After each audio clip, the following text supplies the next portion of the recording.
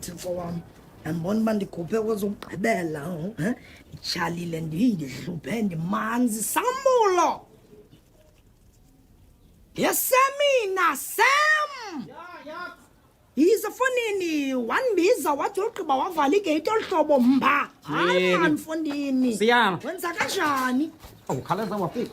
fondini ya usekwathini Msiyana wahleli nje uyalihlaba fondini uhleli nje umhle fondini kaloku fondini uthe wawa emnxebeni ndaqonda into yokuba noma nitsale kweziya zohamba hayi izohamba fondini ngathi uligintsa laseNew Bright hayi mntanam uyandazi mani khawundijonge kakuhle mani uyandibona masundiqephezela fondini sendimnandi kweziwe zakhoyo mela ke Msiyana short ndikufowunela nje yabona mpepha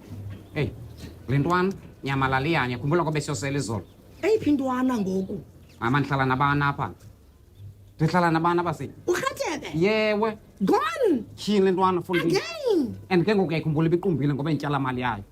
because besityala mali and khangisele nosela ngexela ibiqumbe ngayo ngoku andiyiboni mna ndilele ingekho ndiyavuka still ayikho uyabona and ke ngoku iyandistressa mane Msiyana le ntwana kokwesibini ngoku after bithe kanti bengalahlekanga qala biye ngapha kule ntwana ulile fumana ke ngumera naw ndinewari mane Msiyana and iqumbile ndiyityile nale mali yayo iphelile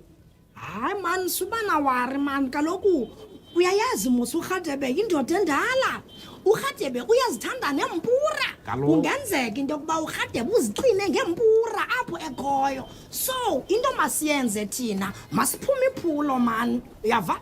singene ugqogqa house to house uyava kule nyanga ngoku bendisandoyikhangela ngofuna ndiphinde ndiyikhangela ligazi lakho kaloku awukwazi hayi andithi kwathini Msiyana masiye wena ndizayinatseka andinangxaki naloo ya ndiyayibona mani iqumbile mani uyihlobo mane masikhangele qha uba sawuqala kweliphi cala ke ngoku uyayiva ke ngoku so that sizokwazi ukukekeleza side siyokuyifumana kodwa kona ukuyifumana sayifumana ungabi nawari ihlo masambe wena unanenantsika nje esiqabulo fondini hayi kaloku ndithembele ngawe kaloku because ndivusukuwe sawubona ke uyayazi uba mna asaze lingabikho amanzi phansi ashama dama namanzi